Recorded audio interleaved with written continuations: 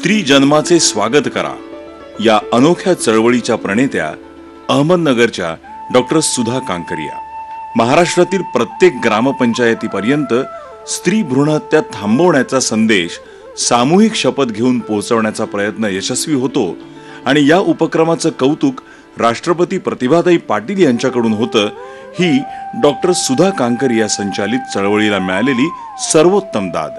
गावागावातल्या कार्यशाळातून हा वेलू युवक मंडळ, विविध सामाजिक संघटना, महाविद्यालयातील NSS NSC सहित युवक युवतींपर्यंत चढत गेला तो थेट सर्व विद्यापीठातील कार्यशाळांपर्यंत। विवाहाच्या 7 फेऱ्यांबरोबर स्त्री जन्माच्या स्वागताचा 8वा फेरा ही नवीन संकल्पना डॉक्टर सुधा कांकरिया हीच।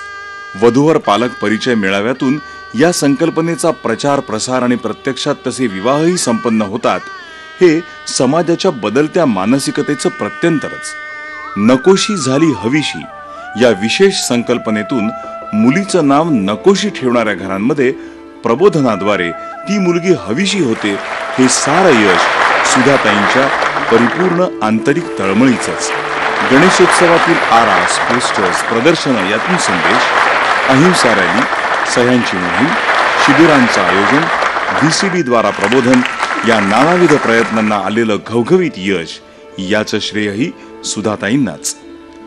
गर्भजल लिंग चिकित्सा कायद्याच्या कडक अंमलबजावणीसाठी पाठपुरावा असो, कन्या शुभ जन्मदिन साजरा करण्याचा पायंडा असो, राहती घरं पत्नीच्या नावे करण्यासाठी पुढाकार असो की स्त्री भ्रूणहत्या थांबवण्यासाठी शपथ असो, डॉक्टर सुधा कांकरिया यांच्या रोमरोमात हेच सारं भिनलेलं आहे आणि म्हणूनच रोज नव्या रूपात ते समाज मनावर बिंबवण्यासाठी त्या प्रयत्नशील आहेत। अनेक पुरस्कारांच्या मानकरी ठरलेल्या डॉक्टर सुधाताई हे कार्य पदरमोड करून करतायत। त्यांच्या आंतरिक तळमळीला अंत नाही त्यांच्या धडपडण्याला। समाजाला आज अशा अनेक सुधाताईंची गरज आहे।